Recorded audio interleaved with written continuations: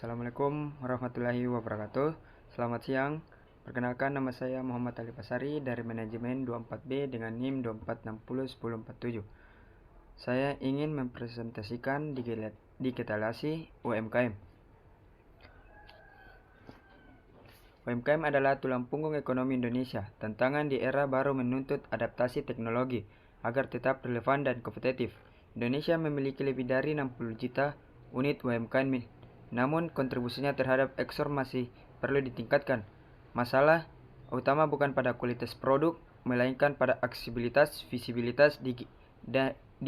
Digitalisasi adalah jembatan yang menghubungkan UMKM lokal dengan pasar yang lebih luas. Kita tidak lagi berbicara tentang bagaimana cara berjualan, tetapi bagaimana cara membangun value chain yang berkelanjutan di era digital. Apa itu digitalisasi UMKM?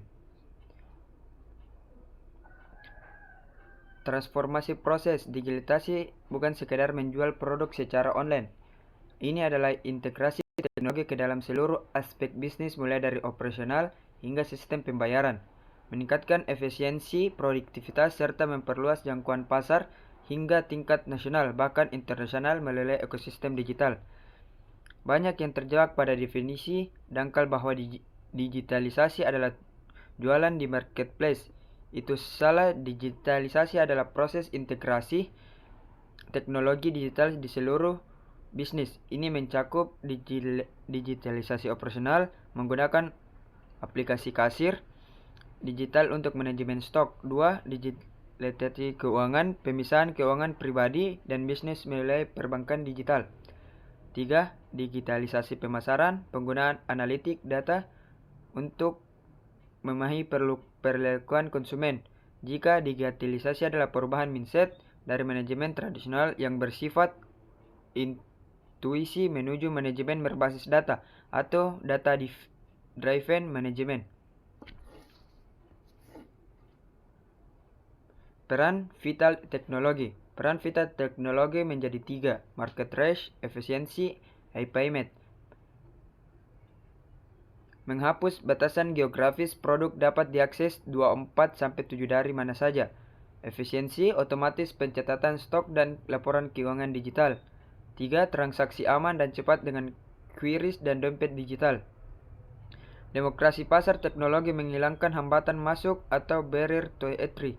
UMKM kecil punya peluang yang sama dengan perusahaan besar untuk muncul di layar pencarian calon pembeli. 2. Presisi operasional. Dengan aplikasi manajemen, pelaku usaha bisa tahu produk mana yang paling laku dan kapan waktu terbaik untuk restock. 3. Interaksi keuangan. Teknologi finansial seperti QRIS bukan untuk hanya memudahkan pembayaran, tetapi menciptakan jejak transaksi digital yang nantinya akan memudahkan UMKM dalam mendapatkan akses permodalan dari perbankan.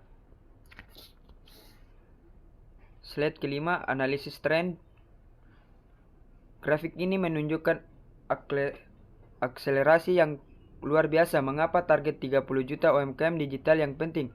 Karena menurut data UMKM yang sudah go digital memiliki tingkat ketahanan yang 3 kali lebih tinggi saat terjadi guncangan ekonomi dibandingkan mereka yang masih konvensional.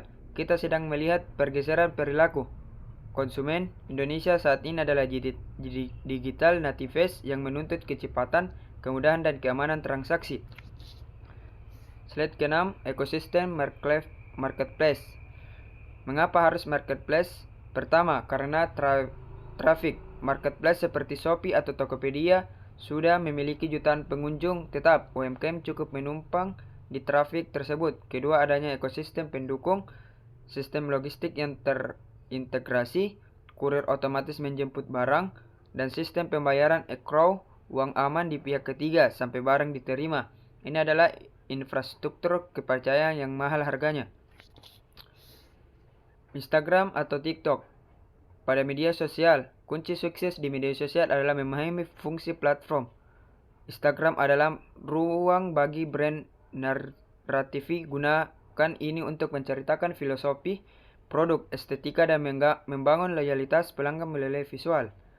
TikTok adalah ruang bagi discovery dan viralitas. Algoritma TikTok dirancang untuk konten yang menghibur sehingga cocok untuk menjangkau pasar baru yang bahkan untuk mencari produk Anda. Strategi cerdasnya adalah gunakan TikTok untuk mendatangkan massa dan gunakan Instagram untuk mempertahankan hubungan dengan mereka. Slide ke-8 adalah digital branding. Dunia digital branding kita kenal melakukan handshake atau bersalaman dengan pelanggan. Maka digital branding adalah jembatan tangan Anda. Konsistensi warna front dan cara berkomunikasi atau tones of voice adalah wajah dari UMKM adalah jika brand Anda terlihat tidak rapi, pelanggan akan skeptis. Digital branding bertujuan membangun perceived value, yaitu persepsi nilai yang lebih tinggi di mata pelanggan karena kesan profesional yang Anda bangun. Slide ke-9 itu strategi konten marketing. Ada 3, jangankan jadikan akun bisnis Anda sebagai proses iklan berjalan. Gunakan strategi pilar. 1. Edukasi. 40% berikan tips terkait pada produk. Contoh jualan kopi, ajarkan cara menyeduh kopi yang benar.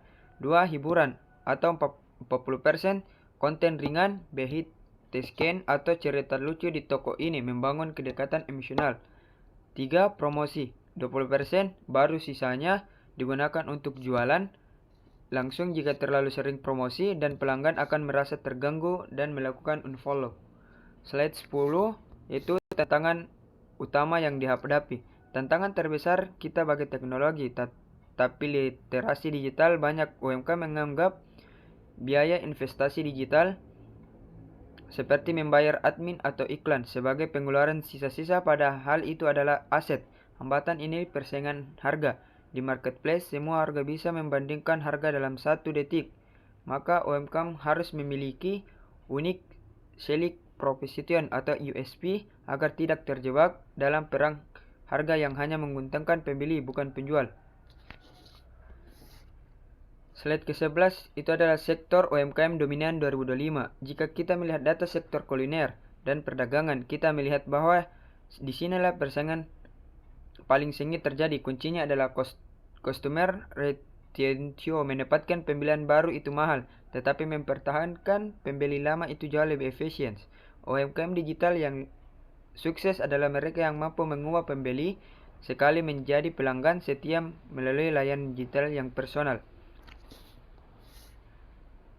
Penutup dan refleksi kesimpulannya, digitalisasi bukan tentang mengganti cara lama dengan cara baru, tetapi tentang menghubungkan ketangguhan mental pengusaha tradisional dengan kecepatan teknologi modern. Semoga pemaparan ini memberikan wawasan baru bagi kita semua. Sekian dari saya, Muhammad Ali Basari, sangat terbuka untuk wabillahi taufiq wal hidayah. Wassalamualaikum warahmatullahi wabarakatuh.